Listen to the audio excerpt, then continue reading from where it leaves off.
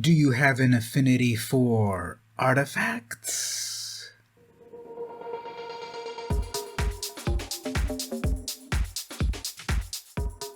Hey everyone, it's VmCrew Magic Fan. Welcome to my latest deck tech video. I've got a Historic Brawl deck for you that focuses on Oswald something or other. Oswald Fiddlebender. Yeah, that's it. I just call him Oswald, but he's got a very memorable last name, Fiddlebender. He's a gnome artificer. So I've got a great deck for you. I'm going to show you my arena version. This is a Historic Brawl deck that is also compatible as a full commander deck. After all, it's 100 cards over at Historic Brawl. This is a fun, synergistic, on-topic, casual brawl deck, casual commander deck. There's always a way to further CEDH optimize a deck, but I'm more interested in the fun, casual aspect of things. Because remember, Commander and Brawl are casual formats. That's why there's no ladder and tournaments and that sort of thing. Because it's more of a casual format, where you can express yourself, make some cool decks, get some cool win conditions, have fun. That's the name of the game with this deck. Let's get on with the deck. Alright, so switching over to Arena, I've got the deck laid out right here in chronological order, mana value. Now the big idea with Oswald is that he transmutes. He has some sort of alchemy, where he transmutes one artifact into another. Pay 1 white mana, tap Oswald, sacrifice an artifact, and then go tutor, go get an artifact of the value that you sacrificed plus 1. So if you got a 1 mana artifact, go get a 2 mana artifact. If you got a 5 mana artifact, go get a 6 mana artifact. So you can cheat things into play. It's a very consistent deck because you've got these various mana value slots that you can just hop from this to this to this and get to the ultimate win condition and the like. So I really like playing this deck a lot. I really like the sort of the mental magic of it all, of going from artifact to artifact. So let's break things down. In the 0 casting cost, we've got Ornithopter and Tormod's Crypt. Now, these artifacts do things if you need them to do things, but a lot of times they might also be sacrificial fodder to go tutor for other things. This is a 0/2 flyer. You can equip it and it'll become a terror in the sky, but this 0 mana artifact will take you to the 1 mana artifacts. Tormod's Crypt's utility is to wipe out the opponent's graveyard if they're doing graveyard shenanigans, or to be sacrificed to the 1 manas. Okay, the 1 mana value artifacts. So Portable Hole, 1 white mana to exile target non-land permanent an opponent controls of mana value lesser 2. So exile their Arcane Signet or their Llanowar Elf or whatever. You can go tutor for this right away from 0 into 1. There are not a lot of 0 casting cost artifacts on Arena. There's plenty more back in full Commander, so that's an upgrade there if you wish. We've got the Fountain of Renewal, which gains you life every turn, but again, it's the 1 mana artifact that can get you into the 2 mana artifact. Later you can sacrifice it for a card. Ginger Brute, it's an attacker. You can sacrifice it for life, or transmute it with Oswald into the 2 drops. Leather Armor is a free equip cost, which buffs up Oswald a little bit and also gives him Ward 1. Soul Guide Lantern is another Tormod's Crypt removal of graveyard shenanigans, or sacrifice it to draw a card or transmute it into the 2 manas. Utility Knife is an auto-equip equipment. It attaches right away to Oswald or any other creature that you've got, like the Ginger Brute, or again, sacrifice it for the 2 drops. Let's go to the 2 drops. Glass Casket. So if you've got the 1 drop Utility Knife, sacrifice it, transmute it into Glass Casket, and that exiles a creature of mana value 3 or less. So go tutor for some removal right away. I've got a bunch of these 2-drop cantrips, which is a spell that also draws you a card in addition to what it does. 2 mana Potion of Healing. When you cast it, you draw a card. Sacrifice it later, gain some life. Golden Egg, when it enters, draw a card, later sacrifice it for life. Guild Globe, when it enters, draw a card, sacrifice it for 2 colors of mana if you want. Ichor Wellspring enters, you draw 2 cards, but then this is interesting. When this is put into the graveyard, draw a card. Oswald, I just love playing this. Turn 2 Oswald, turn 3 Ichor Wellspring, draw a card. Oswald sacrifices it right away, draw a card, and then go from your 2 mana artifact to your 3 mana artifact. Prophetic Prism, once again, it's a 2-drop that draws you a card, sacrifice it for better stuff. Servo Schematic is like the Wellspring. When it enters, make a servo. When it gets sacrificed, make a servo, and then go tutor for your 3-drop. Sleeper Dart. When it enters, draw a card. If you need to sacrifice this and tap down your opponent's creature, you can do that, or sacrifice it to the 3-drop. And Spare Supplies, finally, is, again, when it enters, draw a card, later sacrifice it, draw a card, or transmute it for 3. What else in the 2-drops? Revoke Existence, you need to positively exile an opponent's artifact or enchantment, such as an Indestructible God. Get rid of it there. Arcane Signet, 2 mana rock to just accelerate you versus the opponent. Blackblade Reforged, this is, I love this for the late game. Tutor into it from one of your 1-drops later in the game. Give equipped creature +1/+1 for each land you control. I can get to a dozen lands in this deck. This is going to be +12/+12 on your Lowly Ornithopter, perhaps? Or Unblockable Ginger Brute? Or Oswald. It's got 2 equip costs, either to a legendary, such as Oswald for only 3, or to any other creature for 7. And again, you're going to get a lot of mana in this deck, no problem. Cold Steel Heart, 2 mana rock. Eye of Vecna. This is another, when it enters, draw a card, and then later, every turn, every upkeep, you can pay 2 and draw another card. You lose a little life. Or this could also be Sacrificial Fodder. Guardian Idol, 2 mana rock. It also comes to life, and you can equip the Blackblade to it. The opponent never expects for your mana rock to come to life and strike them down. Maze Mind Tome, 2 mana artifact that when you tap it, you can scry 1, put a counter, eventually 4 counters, it exiles you, gain life, so you can scry. You can also dump mana into it to draw the card. When it's got the 4 counters, it gets exiled, you gain some life. Mind Stone, 2 mana rock, sacrifice it for a card. Mirror Shield, protect Oswald at all costs with some hexproof, so a hexproof equipment. Ornithopter of Paradise, 2-drop mana rock, also an artifact that could be sacrificed. Treasure Map, it's got some scry if you pay some mana. Eventually, when you've got 3 counters on it, flip it. Then you have the ability to sacrifice artifacts for card draw. Voltaic Servant, it's a 1/3, it's an artifact creature, and at the end of the turn, it can untap any artifact, including itself or a mana rock or whatever. Well, let's say you've sacrificed some of these 2-drops into the 3-drops. Let's look at the 3-drops. Cloister Gargoyle, 3 mana, 0/4 Gargoyle. It does not have Defender. A lot of people think a 0-power creature has Defender that it cannot attack. This can attack. It has no power, but if there was only a way to equip it with some sort of powerful sword... Anyway, when it enters the battlefield, you get to venture into the dungeon, and you've got all of the various dungeons that you can go into, either gain some life, do some scry, do some damage, etc. To be honest, I don't really have a lot of adventure actually happening here, but I love getting this 3-drop to either gain that life that I might need, or do a scry, and then eventually sacrifice it into the 3-drop. But don't hesitate to equip this to also be an attacker.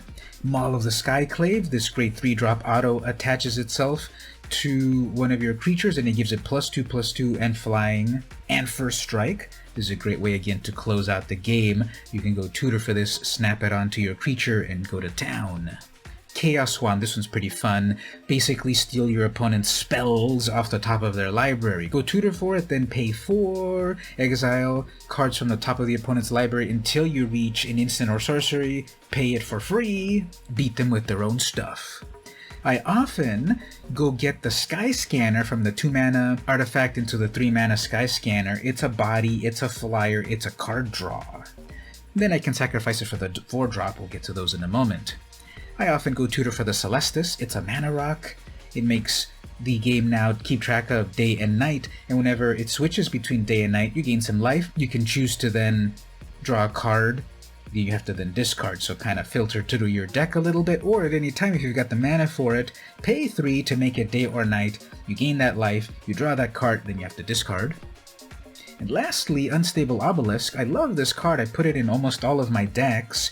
It's a 3 mana rock, there's better ramp, but pay 7, sacrifice this, destroy target permanent. A permanent includes a creature, an artifact, an enchantment, a planeswalker, a land. If you need to get rid of a troublesome land, I'm looking at you, Field of the Dead, Unstable Obelisk takes care of it. It's a lot of mana, but again, this deck's going to make a lot of mana. You got a lot of card draw with those cantrips, you'll get the mana for it, no problem.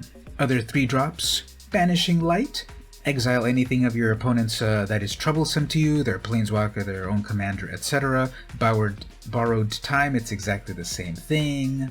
Prison Realm, same thing but for creatures and planeswalkers and a scry. And the Idyllic Tutor to go get one of those if you need it. Remember, you're not going to be able to tutor into a Banishing Light. It's not an artifact. The only exile effects that you can tutor into are the Glass Casket and the Portable Hole. If you need some removal with these enchantments, you got to go tutor it with the Idyllic Tutor. Let's say the Sky Scanner has served its purpose, you sacrifice it for the 4-drops. Let's go into the 4-drops. Aether Flux Reservoir, this is a win condition right here. Every time you cast a spell, gain some life. And this is kind of logarithmic gaining of life. You gain more and more life for the more spells you cast per turn. Eventually, when you've got 51 life, blast the opponent with 50 damage. This is something to definitely tutor for from your 3-drops into your 4-drops. Or how about the Aetherworks Marvel? Every time a permanent you control is put into the graveyard, get an energy. You're going to be doing that yourself by sacrificing your variety of artifacts to go up through the chain of things. If your own stuff dies, Oswald gets killed, whatever, as your own stuff leaves the battlefield, you're going to accumulate energy. Once you've got 6 energy, you can pay 6 energy, look at the top 6 cards of your library, you may cast a spell from among them without paying its mana cost. So free spells are always good, and then do it again as you keep losing and sacrificing. You can go get the Cosmos Elixir. At the end of your turn, it gives you life or draws you cards. Joyrus Familiar, it's a flyer, and then it reduces historic spells by 1. Historic spells are Oswald and these artifacts. Mystic Forge, this has worked out really well in the deck. You may look at the top card of your library at any time. You may cast artifact spells and colorless spells from the top of your library. So you got an extra card in your hand off the top of your library, but let's say it's a land that's stuck up there. Tap this, pay 1, exile it, get that land out of the way. This really synergizes with the deck.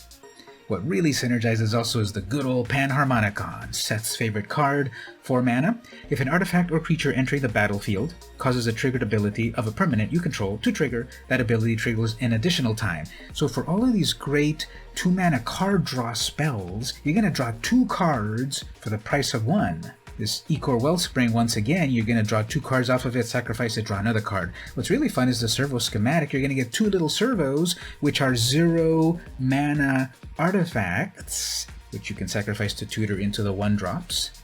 But every artifact and creature that enters the battlefield triggers twice with this, and there's a really mean, obvious combo coming up in just a moment with the Panharmonicon. Solemn Simulacrum, again, great double lit up with the Panharmonicon. When this enters, go search your library for a land, basic land, put it into the battlefield tapped. When this dies, it's gonna die. Oswald is gonna backstab it. Maybe you attack with it, and then Oswald sacrifices it to go into the 5-drops. You then draw a card off of that. And at the very high end of the 4-drops is Traxos, Scourge of Krug. This is a legendary artifact creature. This is a legendary that you can attach Black Blade Reforged to for only 3 mana. It's got trample, it's a 7/7. What's the catch? It enters tapped and doesn't untap during your untap step. Well, whenever you cast a historic spell, Oswald is historic, your Tormod's Crypt is historic, the Sleeper Dart is historic, then this gets untapped. Easy combo, have your Voltaic Servant, at the end of turn, automatically untap Traxos. So this has won me the game many times. Tutor into your 4-drop, start to drop all of these low-cost artifacts, attack with Traxos, equip it, maybe it's got trample, the game is going to be over quickly. Scourge of Krug, more like Scourge of your opponent. In the 4-drop, we've also got a Wrath of God in case we need to control what the opponent is doing, but if the opponent kind of gets away from you, a Wrath really helps. Okay, what do we get into the 5-drops? Let's say the Solemn has done its purpose. We go into the 5-drops. We get the Epitaph Golem. This is pretty cool. It's a creature, but it also recycles things. Pay 2 mana as many times as you want to take an artifact out of your graveyard and put it into the bottom of your library. Technically take any card, but take an artifact and put it from the graveyard where it's already got used up and put it back into your library so you can go tutor for it again. I believe in recycling, and so does the Epitaph Golem. You can go get a Gilded Lotus, 5 mana, make 3 mana. This is pretty much in the deck to then tutor you into the 6-drops, as we will see in a moment. Meteorite is pretty cool. It's a big old mana rock. It also deals 2 damage to any target. Maybe do that little bit of last 2 damage to the opponent's planeswalker, or to the opponent themselves, or to that utility creature that they're never attacking with. But guess what? You can do 4 damage with this meteor if you've got the Panharmonicon out. And to be honest, Wizards, I really wish this was dealing more damage. If you've got a big old meteor conking you on the head, it's not going to deal 2 damage. This should have been 5 damage. This should have been 5 damage for your 5 mana rock, giving you 1 mana of let's say colorless. That's how I would balance it. How about you?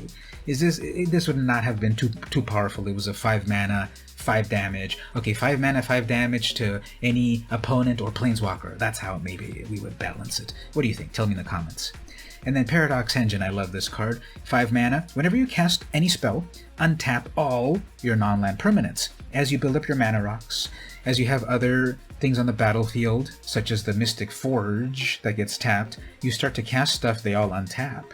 It's not that you get infinite mana, but if you've got all your mana rocks out, those mana rocks are going to keep untapping as you cast stuff. You're going to get into this amazing loop where you're casting the 2 mana cantrips to draw you cards, which let you cast a card, which then get untapped from the Paradox Engine, which then you kind of filter through the top of the deck with the Mystic Forge. It's a lot of flipping back and forth, and it's going to make the opponent flip out, and they've rage quit on me several times when this great combo happens here. Now I do have one more removal. I have Doomscar. If you pay for it straight, 5 mana, destroy all creatures. If you foretell it for 2, later on you can pay 3. So there are 2 board wipes in the deck just to try to control what's going on. And Oswald is so low cost. I've recast Oswald 4 or 5 times. I've got the mana, and Oswald keeps coming back over and over. So let's say you used up the utility of the Gilded Lotus or the Meteorite, and you tutor into your 6-drops. Over at the 6-drops, we've got God Pharaoh's Statue. This really messes with the opponent. All their spells now cost 2 more. And at the end of your turn, deal them 1 damage. So really add insult to injury there. Planar Bridge, 6 mana, cheated into play, and then eventually you do need the 8 mana. Search your library for any permanent, put it into the battlefield. So go get Traxos directly onto the battlefield wherever it is. Go get that Black Blade Reforged wherever it is. Yeah, it's a lot of mana to spend, but go get that Banishing Light. Go get that Unstable Obelisk, which takes care of any permanent. The Planar Bridge is really cool. I love that art as well. The Immortal Sun, you get double card draw. Your spells cost less, your creatures get +1, and it negates all of your opponent's planeswalkers. That's at the 6-drop. And finally at the tippy top, 7 is the highest mana we care about getting to, and there's plenty of other artifacts that are at higher levels. And outside of Arena, outside of Historic, there are also way more impressive artifacts at the higher range. But here we have Akroma's Memorial, 7 mana, legendary artifact. All your creatures now have Flying, First Strike, Vigilance, Trample, Haste, and protection from black and red. So you can cast Oswald and start doing the transmutation trick right away. How about you go tutor for that Meteor Golem? This is what I said earlier about being really mean. Panharmonicon is on the field, and you go tutor for a Meteor Golem. When this enters, destroy target non-land permanent. Destroy 2 target non-land permanents your opponents control. Devastating. You can then sacrifice it, put it into the graveyard. You're not going to get anything higher at 8, but just sacrifice it to put into the graveyard so that your Epitaph Golem can recycle it back into your library, and then tutor for it again, and cast it again. It's a lot of hoops, Magical Christmas Land to jump through, but that's living the dream. And then lastly, 7 mana. How about Never Lose the Game? Platinum Angel, Flying, 4/4, Artifact Creature Angel. You cannot lose the game, and your opponents cannot win the game. As long as this is alive, of course. So maybe protect it with your Mirror Shield so that it is hexproof, untouchable, and has protection against Death Touch. I was at a game recently where the opponent was anointed processioning me with a bunch of vampires. They were playing an Elenda deck. They had 32 power on the board of lifelink vampires.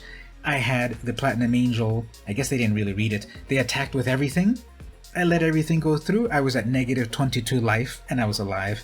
Then I was playing the Panharmonicon. I actually had to tutor for the Panharmonicon. I started to bring my life back up out of 0. I think I got it back to 6 life with enough life. Then I did Wrath of God, wrathed out all of their problems, my own Platinum Angel, but I got out of the negative zone, started all over. Oswald, Mystic Forge, and everything, and it was a long game. It was like a 30-minute long game on Arena, and eventually I won. The opponent rage quit because I was down at -22 life. I went back to 40 life. Just so much synergy with this deck with all of these amazing artifacts. Oswald is amazing.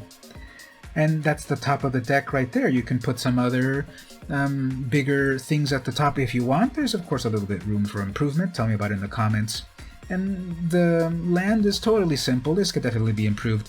It's 40 lands. I got some Eldraine lands. I love the art on that one, but I got a bunch of lands I can pick from. But that's my version here of Oswald Fiddle Guy. And that was my Oswald Fiddlebender deck. I love this deck. I play it all the time. I just call it Oswald again. I never remember his last name. Fiddlebender. Like Fastbender, but Fiddlebender? Yeah, that'll work. Oswald Fastbender. Yeah. So anyway, that was the deck. If you enjoyed it, tell me about it in the comments. Have you had success with it? How would you tweak it, change things up? There's still things that could be changed up, of course. Maybe the mana base, put in more utility lands in there. The 2-drop slot is pretty packed. You can kind of whittle that out a little bit and shift things around to the other mana values if you want. Tell me about it in the comments. I'd love to hear about it, how you'd improve the deck. Tell me about the commander version that you'd like to build. This has been VmCampos, and I'll see you in the next video.